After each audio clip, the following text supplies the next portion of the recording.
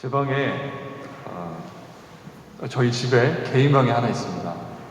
저만 주로 쓰는 그런 방인데 제 방에 책이 많이 있어요. 한국에서 책을 많이 가져왔습니다. 그리고 이곳에서도 책을 많이 사진 않았지만 그래도 좀 책을 사니까 제 방 안에 책장이 이렇게 많이 있고 책이 많이 늘어져 있습니다. 그래서 제 방에 가면 책이 많이 있다 보니까 아무래도 책을 많이 읽고 싶어지는 그런 분위기가 나요. 근데 때로는 이 방에 들어가고 싶지 않을 때가 있습니다. 그러니까 왜 그러냐면 이렇게 책이 널브러져 있거나 또 너무 방이 더러워져 있으면 제 방이라도 들어가고 싶지가 않을 때가 있더라고요. 그래서 방이 더러워졌을 때 진공청소기로 바닥을 청소를 하거나 또 책상에 아무렇게나 널려져 있는 책들을 정돈하면서 그 제 방을 정돈하기도 하지만 제 마음을 또 정돈하는 그런 시간을 갖기도 합니다. 이 방과 같은 공간이 청소와 정리정돈이 필요한 것처럼 인간이라는 존재도 청소와 정리정돈이 필요한 존재라고 생각합니다. 사람의 마음과 생각과 도모하는 모든 것들이 세상의 온갖 더러운 것들에 떼가먹고 또 악한 것들에 물들 수가 있습니다. 아니, 세상 속에서 때를 못 치기 전부터 우리가 죄를 어떤 세상 속에서 죄를 짓고 살기 전부터 인간으로 우리가 이 땅 가운데 존재한다는 것은 원래 죄인으로 태어났다는 것을 우리가 또 알아야 하는 사실 중에 하나입니다. 사람이 짓는 죄악이라고 하는 것, 사람이 갖고 태어난 이 죄성이라고 하는 것은 방 청소하듯이 내가 내 힘으로 단련한다고, 내가 반성한다고, 내가 노력한다고, 내가 내 마음을 새롭게 바꾼다고 해서 이 사람이 짓는 죄악, 사람 안에 있는 이 끊임없이 하나님을 배반하려고 하는 이 죄악이 사라질 수가 없습니다. 하나님께서 우리들을 씻어주시는 은혜가 있어야 됩니다. 그래서 죄를 지을 때마다 우리가 해야 되는 것은 뭐냐면 하나님 앞에 회개해야 하는 것이죠. 오늘 본문인 시편 51편을 보면 다윗이 큰 죄악을 저지른 것에 대해서 하나님께 회개하는 내용을 담고 있습니다. 사실 여러분, 다윗이라는 존재는 정말 이스라엘 사람들에게 영광스럽게 기억되고 있고 정말 많은 사람들이 추앙하고 있는 그런 존재입니다. 이스라엘 국기의 그 별 표시가 다윗의 인장을 상징할 정도로 이스라엘 사람들에게 다윗을 빼놓고는 이스라엘을 설명할 수 없는 그런 존재가 다윗입니다. 이스라엘 사람들은 다윗이 다스리던 왕국의 영광이 다시금 회복될 것을 기대해 왔었어요. 사도행전에 보면 다윗은 하나님의 마음에 합한 자, 정말 극찬이죠. 하나님의 마음에 합할 수 있는 사람이 과연 얼마나 될 수 있겠습니까? 하나님의 마음에 합한 자라는 평가를 받았던 것이 바로 다윗이었습니다. 하나님께서는 다윗에게 복을 주셨어요. 다윗은 마음의 중심에 늘 하나님을 모시고 살았고 하나님에 대한 경외와 신앙이 삶을 이끌었어요. 다윗은 자신이 어떤 일을 결정할 때, 특별히 전쟁에 나갈 때 하나님, 이 전쟁에 제가 어떻게 해야 되겠습니까? 저희가 나가야겠습니까? 말아야겠습니까? 어떻게 해야 됩니까? 하나님께 늘 물으면서 전쟁을 시작을 했었습니다. 하나님께서는 그래서 다윗이 어디로 가든지 전쟁에서 이길 수 있도록 하나님께서는 도와주셨어요. 이랬던 위대한 신앙의 인물이었던 이 다윗이 여러 가지 죄악을 저지르게 되죠. 그 중에서 가장 추악한 죄악이 뭐였냐면 밧세바와 동침하는 죄악, 밧세바의 남편을 전장에서 죽게 한 것이었습니다. 어느 날 전쟁에 나갈 때가 되었는데 다윗은 군대 장관 요압과 다른 부하들을 전쟁터에 보내놓고 사무엘하 11장 1절에 보면 다윗은 예루살렘에 그대로 있었다라고 기록을 하고 있습니다. 저녁 때 다윗이 침상에서 일어나서 옥상에 올라가 거닐다가 한 여인이 목욕하는 것을 보게 됩니다. 이 여인은 이스라엘 군대를 이끌고 적과 싸우고 있었던 우리아라는 장군의 아내였던 밧세바였습니다. 이 여인을 보는 순간 다윗은 욕정이 불같이 일어나서 자신을 억제할 수가 없었습니다. 죄악의 행동을 하겠구나 하는 그런 일들이 보일 때가 있습니다. 우리가 끊임없이 우리들이 죄악을 지을 수밖에 없는 연약한 존재임을 우리가 고백을 하는데, 죄악이 어느 순간 우리들 가운데 오겠구나 하는 그런 순간이 나도 느껴질 때가 있어요. 근데 그럴 때 그것을 행동으로 발전시키지 말고 피하거나 또는 기도하거나 좋은 쪽으로 우리가 해결을 해야 되는데 그러지 못했죠. 다윗은 그 자리를 분명히 떠났어야 됐어요. 죄악이 분명히 다가오는 그 순간. 근데 다윗은 그 죄악의 행동을 몸으로 실천하게 됩니다. 다윗은 속으로 생각했을지도 모르겠습니다. 성경에는 안 나와 있지만, 그래, 나는 왕이고 어지간한 남자들은 다 전쟁터에 나가 있으니까 저 여인을 내가 데리고 와서 잠을 자는 건 그리 어렵지 않을 거야. 이제 어느 정도 나라의 기틀도 잡혔는데 괜찮겠지 하고 생각했을지도 모르겠습니다. 다윗은 부활을 시켜서 이 밧세바를 궁궐로 불러들여서 결국에는 간통을 하게 됩니다. 이 여인의 순결을 덜어줬습니다. 일이 이렇게 되자 다윗은 자신이 지은 죄를 아무도 알지 못하게 하기 위해서 총사령관 요압에게 전가를 보내서 이 여인의 남편인 우리아를 예루살렘으로 불러들이라고 하는 거예요. 그래서 다윗은 우리아에게 전쟁터의 형편도 물었지만 이제 우리아가 집으로 가서 아내와 돌아가서 푹 쉬라고 이제 권유를 한 거죠. 자신이 지은 죄악이 어떤 것인지를 알고 그것을 무마하기 위해서. 근데 우리아는 정말로 충직했던 사람이었어요. 신의를 존중했기 때문에 자신 혼자 아내가 있는 집으로 돌아가지 않겠다고 해요. 예루살렘에 왔음에도 불구하고 전쟁터에서. 왕의 병사들이 전쟁터에 나가 있고 이스라엘의 운명이 어떻게 보면 위태로워지는 그런 상황에서 자신의 아니만 생각할 수 없다라는 그런 충직한 생각을 했어요. 그래서 우리아는 아내가 있는 집으로 가지 않았어요. 아내와 같이 잠을 청하지 않았습니다. 일이 뜻대로 되지 않자 다윗왕은 편지를 써서 우리아 편에 다시 전쟁터로 우리아를 보내서 요압 장군이 그 편지를 받아볼 수 있게 했습니다. 편지의 내용은 무엇이었냐면 우리아를 제거해야 한다는 것이었어요. 반드시 최전방에 내보내서 이 우리아를 죽게 해야 된다는 거예요. 우리아는 결국에 최전방에서 적군과 싸우다가 비참하게 전사하고 맙니다. 뜻을 이룬 다윗은 흡족해하면서 우리아의 아내 밧세바를 자신의 후궁으로 삼았습니다. 여러분 잘 아시는 내용이죠. 이때까지만 해도 다윗은 자신이 행한 것이 하나님께 행한 큰 범죄임을 아주 큰 범죄라고 생각하지 않았어요. 자각하지 못했어요. 우리도 때로는 우리가 하는 죄악으로 깨닫지 못하는 경우가 있습니다. 사단은 교묘하게 우리를 유혹합니다. 그것이 하나님께 죄가 아니라고 합리화시키는 경우가 있습니다. 한 번은 괜찮다고 생각하게 만듭니다.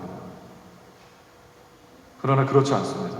다윗의 행위에 대해서 사무엘하 11장 27절의 말씀을 보게 되면 다윗이 행한 그 일이 여호와 보시기에 악하였더라 라고 되어 있습니다. 내가 생각할 때에는 한 번 정도 내가 마음을 다시 되돌이켜보면 그 일은 아무렇지도 않을 거야. 그러한 일들에 대해서 하나님은 그렇게 생각하지 않으신다는 거죠. 다른 사람들은 아무도 모르기 때문에 한 번쯤은 괜찮다고 하는 합리화로 인해서 죄가 아니라고, 또 때로는 내가 실수라고 생각하면서 잠깐의 반성으로 끝나는 경우가 얼마나 많이 있습니까? 그러나 하나님은 모든 것을 다 알고 계신다는 거죠. 다윗이 지은 첫 번째 죄는 분명했습니다. 간음하지 말라는 제6계명을 어긴 것이었고 내 이웃의 아내를 탐내지 말라는 10번째 계명까지도 어긴 것이었습니다. 그리고 살인하지 말라는, 직접 자신의 손으로 죽이진 않았지만 우리아를 죽게 하는 간접적인 살인하지 말라는 7계명도 어겼습니다. 다윗은 하나님이 선지자 나단을 통해서 나단을 보내시기까지 꿈같은 나단을 보냈어요. 죄악의 유혹은 달콤합니다. 그 죄악을 저질렀을 때의 그 쾌락이 있어요. 그러나 얼마 가지 못합니다. 죄악의 열매는 때로는 끔찍한 결과를 낳게 됩니다. 어느 날 나단 선지자가 다윗을 찾아왔습니다. 나단 선지자는 다윗 왕이 자신이 지은 죄를 변명하지 않도록 처음부터 질책하지 않고 한 가지 이야기를 먼저 꺼냈습니다. 어떤 행인이 부자를 방문했는데 부자는 자기의 온 손님을 자신의 양과 소를 잡아 대접하지 않고 가난한 사람이 귀하게 키운 양새끼를 빼앗아서 손님을 대접하였다는 이야기를 나단 선지자가 다윗에게 들려줬습니다. 다윗은 그 이야기를 듣고 무척 화가 났습니다. 어떻게 그렇게 무고한 재산도 변변하게 많지 않은 짐승도 많지 않은 그 가난한 사람의 양을 빼앗을 수가 있나. 그래서 마땅히 이 일을 행한 부한 사람은 죽어야 한다라고 대답했습니다. 그리고 나단 선지자는 다윗에게 말했습니다. 당신이 그 사람입니다. 당신은 이스라엘의 왕으로서 이스라엘과 유다 족속을 하나님께서 당신에게 맡기셨고 이것저것을 다 주었는데 어찌해서 여호와의 말씀을 업신여기고 악을 행하였는가. 나단 선지자가 다윗을 질책했습니다. 나단 선지자의 책망을 듣고 자신이 하나님께 큰 범죄였음을 깨달은 다윗은 하나님께 참회하면서 부끄러워하고 두려움을 가지고 회개의 기도를 드렸습니다. 그것이 바로 오늘 우리가 읽었던 시편 51편 다윗이 하나님께 죄악을 짓고 하나님께 드린 기도의 내용이 오늘 본문의 말씀입니다. 51편 말씀 제가 다시 한번 읽어봐 드릴게요.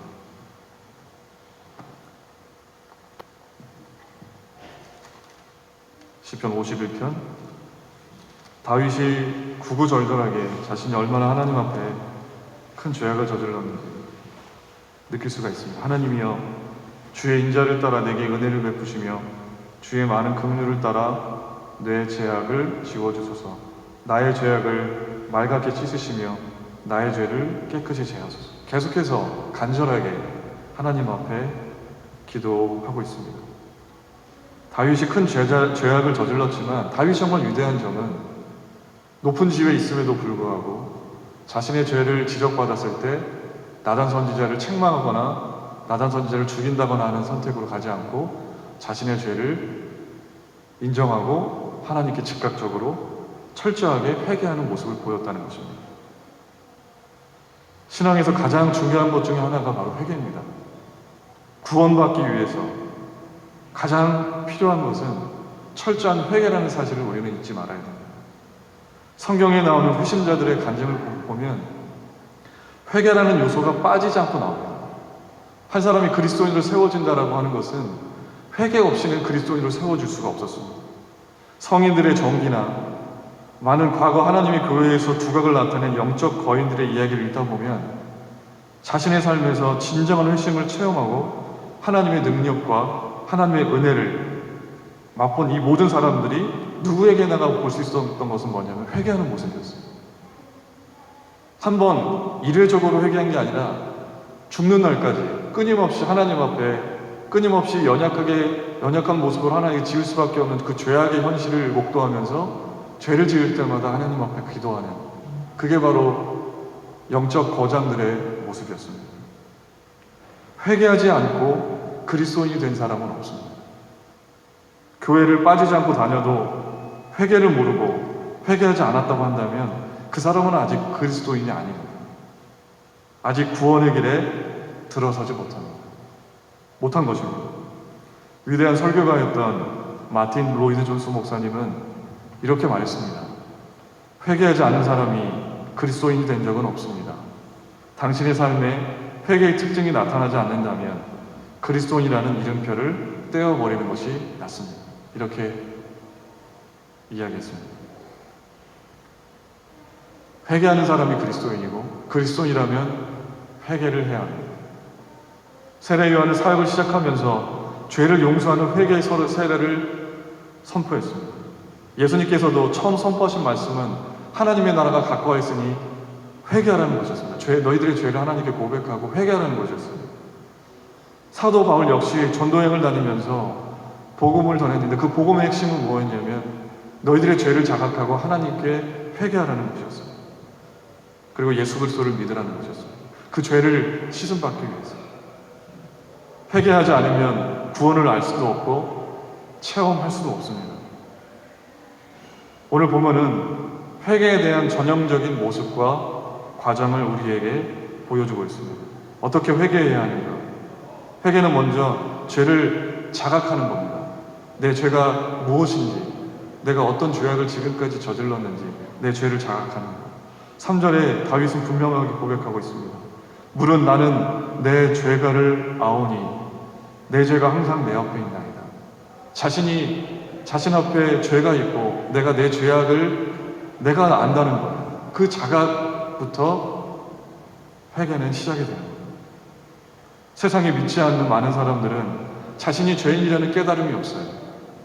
착한 심성을 가지고 있고 특별히 선한 일을 많이 하지는 않았을지라도 남에게 해를 끼치지 않았기 때문에 강도라든지 절도라든지 살인이라든지 이런 범법행위를 하지 않았기 때문에 그런 일들을 할 생각도 없었기 때문에 죄가 없다고 여기는 게 세상 사람들이에요. 그러나 그렇지가 않습니다. 하나님을 모르는 것, 하나님을 인정하지 않는 것, 하나님을 경외하지 않는 것, 내 인생에 하나님 없이도 내 뜻대로 계획대로 내가 계획한 대로 노력하면 멋진 인생이 될 수 있다는 이러한 교만한 생각도 죄악이라는 것이죠. 교회를 열심히 다녀도 내 인생을 내 뜻대로 내가 원하는 대로 내 계획대로 살아간다고 한다면 하나님이 전혀 관여하지 않는 인생이라고 한다면 그 인생은 죄악에 가득 찬 인생일 수밖에 없습니다. 행동으로 옮기진 않아도 마음으로 도모하는 모든 것들이 인간적인 욕망과 더러운 것으로 가득한 것이 바로 우리들의 모습입니다. 죄는 우리가 악한 욕망을 충족하면서 살아도 된다고 유혹합니다.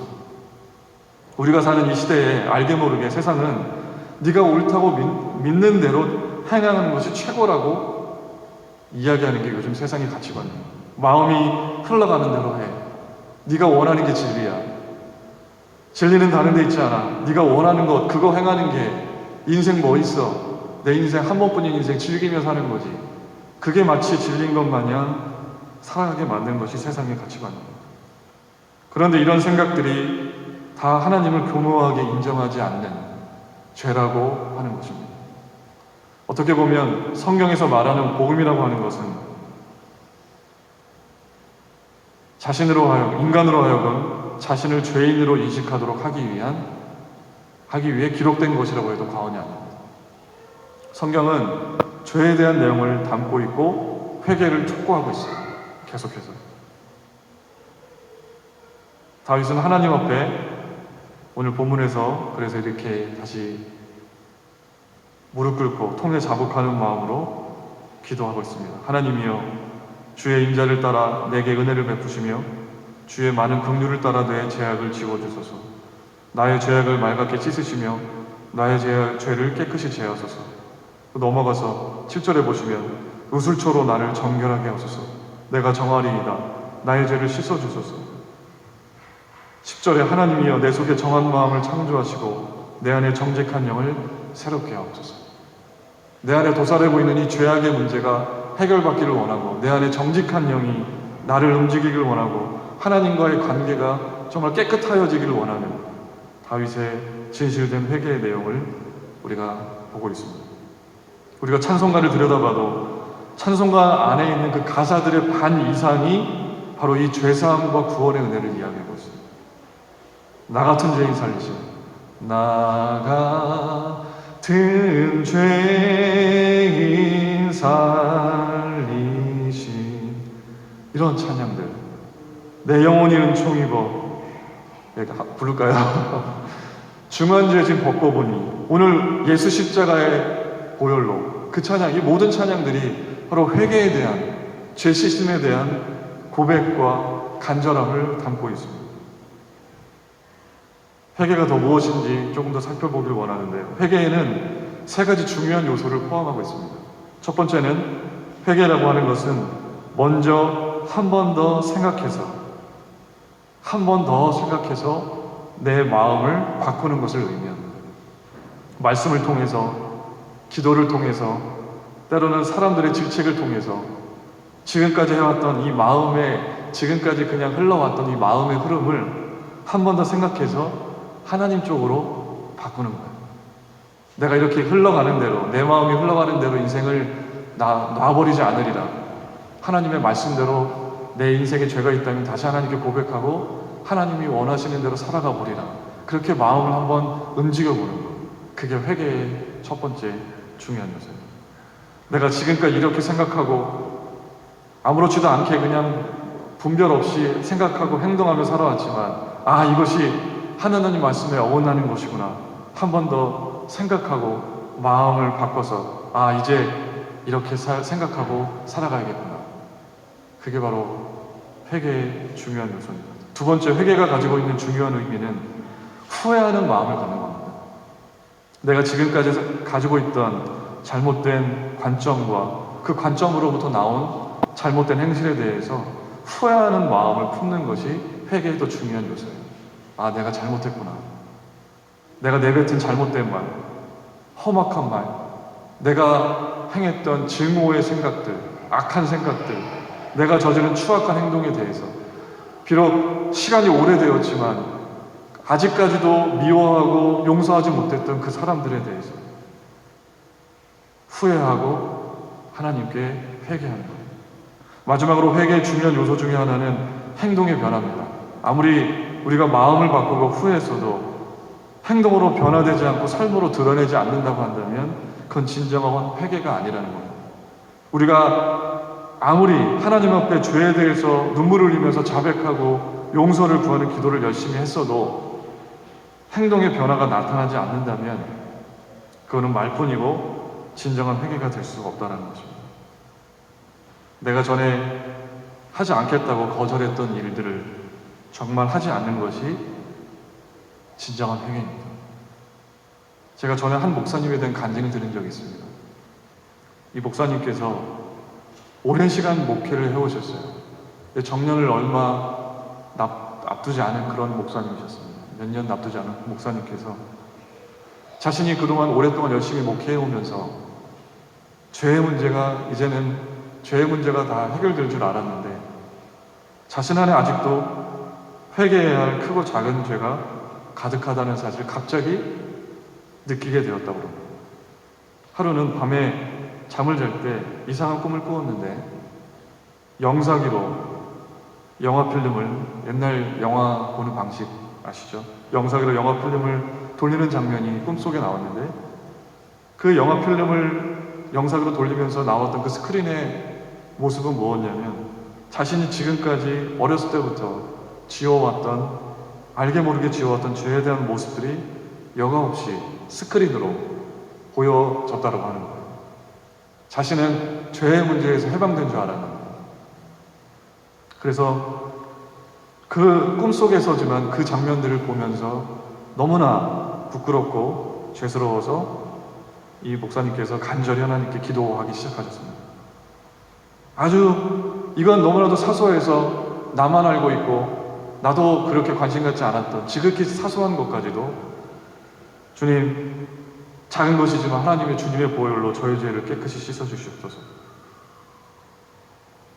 간절히 눈물을 흘리면서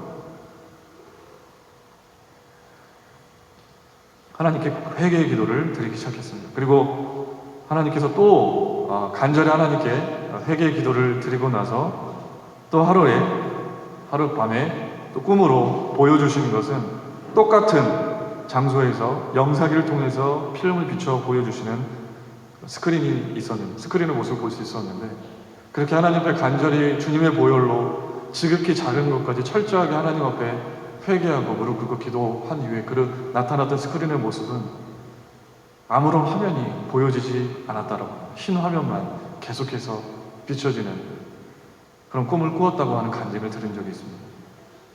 그러한 꿈을 통해서 이 목사님이 말씀하시는 것은 죄에 대해서 철저히 회개해야 함을 깨닫게 되었다라는 거예요.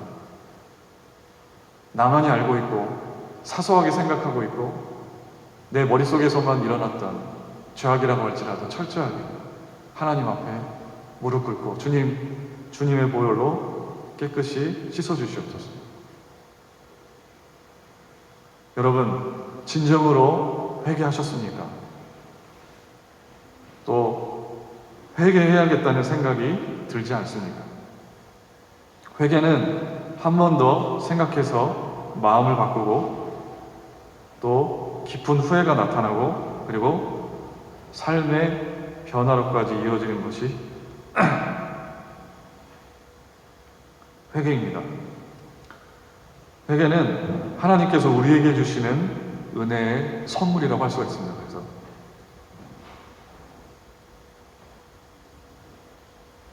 그래서 정말로 회개한 사람은 하나님과 죄에 대해서 또 자신의 삶에 대해서 새로운 관점을 가지고 살게 됩니다. 오늘 다윗이 기도했던 것처럼 마지막에 하나님이여 내 안에 정직한 영을 새롭게 해달라고 끊임없이 내가 하나님과의 관계에 있어서 어떤 그 죄악이 하나님과의 관계를 더럽혀 막지 않기를 원하는 정직하게 깨끗하게 순수하게 하나님과의 신앙이 이어지기를 원하는 그런 열망이 진정한 회개를 하나님께 드리는 사람들에게 나타나는 그런 모습이에요. 제가 군대를 다녀와서 제가 제법 교회에서도 봉사를 열심히 했었어요. 유년부 교사도 하고 성가대에서 베이스 파트에서 섬겼던 적이 있었어요. 공부도 열심히 했습니다. 학교에서 공부해서 나중에 연구소에서 연구원이 되는 꿈을 키워가면서 봉사활동도 열심히 했어요. 학교는 서울에 있었지만 주말마다 충남 아산에 있는 시골에 있는 교회에 가서 주말마다 내려가서 교회에서 봉사를 했어요. 잘하고 있다고 생각을 했습니다. 제가 신앙생활을. 그런데 뜻하지 않게 4학년 1학기를 제가 마칠 때쯤에 폐결핵이 왔어요. 제가. 그래서 이 병을 고치기 위해서 1년을 휴학을 했습니다. 한 학기를 놔두고. 집에서 큰 좌절감 속에서 1년을 보냈습니다. 자신감 넘치게 살았던 나였는데 이 폐결핵 병은 뭐냐면 몸에 기운이 하나도 없게 돼요. 몸에 열도 나고 집중도 안 되고 소모성 질환이라고 합니다. 아무것도 할 수 없는 나를 보면서 시리에 빠졌어요. 그때 심한 스트레스로 인해서 위궤양까지 제가 얻었어요. 6개월간 전 폐결핵 약을 먹고 완치 판정을 받았습니다. 그리고 몸을 추스렸어요. 1년이 지난 후에 다시 복학을 했습니다. 당시 제 친한 친구였던 고등학교 친구였던 친구가 자취집을 구해서 4학년 2학기 마지막 학기를 마무리하기 위해서 복학을 했습니다. 중간고사가 있기 전 어느 날 친구가 맥주를 먹자고 하는 거였어요. 그래서 저는 친구가 2병을 사와서 같이 나눠 마시게 됐습니다. 한 병씩. 근데 맥주를 먹는 동안에 전에는 그러지 않았는데 심장이 두근두근 거리면서 몸을 가누지 못할 것 같은 두려움에 휩싸였어요. 아, 심장마비로 죽는 게 이런 거구나. 친구는 TV를 보면서 있었는데 저는 혼자 누웠어요. 심장마비로 죽게 될 것 같아요. 이렇게 죽는구나. 그때 만 가지 생각을 다 했습니다. 유년부 교사로서 성가대도 열심히 하고 또 나름대로 공부도 열심히 하고 장래가 촉망되는 그런 사람 존재라고 생각을 했는데 술 먹다가 심장마비로 죽었다는 소문이 들면 얼마나 우리 아버지가 걱정을 하실까, 장로님이신데. 그리고 한편으로 그런 생각이 들었어요. 아, 내 생명의 주인이 내가 아니라 하나님이시구나. 그런 깊은 자각이 들었습니다. 전에는 아무리 교회에서 봉사도 열심히 하고 나는 꿈을 가지고 비전을 가지고 행한다고 했지만 내 인생의 주인이 하나님이 아니라 나였어요. 내가 모든 것을 계획했고 내가 노력하면 뭐든지 다 할 수 있다라는 거. 하나님 없이도 내가 인생을 잘 읽으면 성공적인 삶을 살 수 있을 거라는 교만한 마음이 내 안에 자리하고 있다는 것을 그때 깨달았어요. 네, 좀 진정이 되더라고요. 그리고 제 방으로 들어갔어요. 그리고 갑작스럽게 눈물이 나오면서 제가 깨달아졌어요. 아, 내가 너무 교만했구나. 내가 내 건강에 내 생명의 주인이 내가 아닌데 마치 내가 주인인 것처럼 교만하게 내가 살아왔구나. 그러면서 하나님께 무릎 꿇고 기도를 했습니다. 교회에서 그럴싸하게 많은 봉사도 하고 또 어린아이들에게 말씀도 가르치는 그런 교사였지만 교만한 마음으로 살았던 저를 용서하여 달라고 하나님께 간절히 기도했어요. 갑작스럽게 왜 이런 일이 일어나는지 전 잘 모르겠어요. 그냥 그때 하나님이 그냥 깨닫게 하시는 은혜가 있었던 것 같아요. 하염없이 눈물을 흘리면서 1시간 가깝게 제 방에서 저희를 용서해달라고 간절하게 하나님께 기도했던 그런 기억이 있습니다. 그렇게 하나님 앞에 간절히 기도한 다음에 그런 후련함이 있었어요. 영적인 평안이 몰려왔어요. 그리고 하나님을 이제는 실제로 조금씩 내 삶에 더욱더 인정해 가길 원하고 내가 하나님께 내 인생을 맡겨야겠구나. 그렇게 점점 제 삶을 하나님께 드리기로 결단했어요. 내 삶이 내 것이 아니라는 겁니다. 이것이 이어져서 결국에 제가 목회의 길에 들어서게 되었습니다. 그리스도인이라면 회개해야 합니다. 회개하는 자만이 진정한 그리스도인이라고 할 수가 있습니다. 회개한 사람이 바로 구원받은 사람입니다. 하나님만이 우리의 죄를, 아주 사소한 것일지라도 우리의 죄를 사하실 수 있다는 사실을 믿으시기 바랍니다. 우리가 하나님 앞에 진실되게 회개할 때 하나님은 우리를 멸시하지 않으시고 우리를 분명하게 용서하십니다. 시편 51편 17절의 말씀을 보면 다윗이 고백하는 내용이 있습니다. 하나님께서 구하시는 제사는 상한 심령이라. 하나님이여 상하고 통하는 마음을 주께서 멸시하지 아니하시리이다. 다윗은 하나님 앞에 자신의 죄를 간절히 회개하면서 비록 그 죄악의 열매로 바세바 사이에서 낳은 아들을 잃었고 여러 가지 비극적인 일을 경험하게 했지만 하나님 앞에 간절히 회개했기 때문에 하나님께 복을 받아서 다윗의 왕조가 오랜 시간 존속되게 되는 그런 복을 결국 받게 됩니다. 여러분이 아주 오래전에 지었던 죄라고 하더라도 사소한 것이라고 하더라도 여러분이 행한 죄를 그냥 내버려 두지 마시기 바랍니다. 즉각적으로 하나님께 회개하시기 바랍니다. 하나님, 제가 이런 죄를 지었습니다. 다른 사람을 죽이고 싶을 정도로 미워했습니다. 하나님 없이도 살 수 있는 것처럼 교만하게 살았습니다. 교회에서는 그럴듯하게 보였지만 세상에서는 욕설도 서슴지 않았고 가지 말아야 할 곳도 가면서 아무렇지도 않게 살았습니다.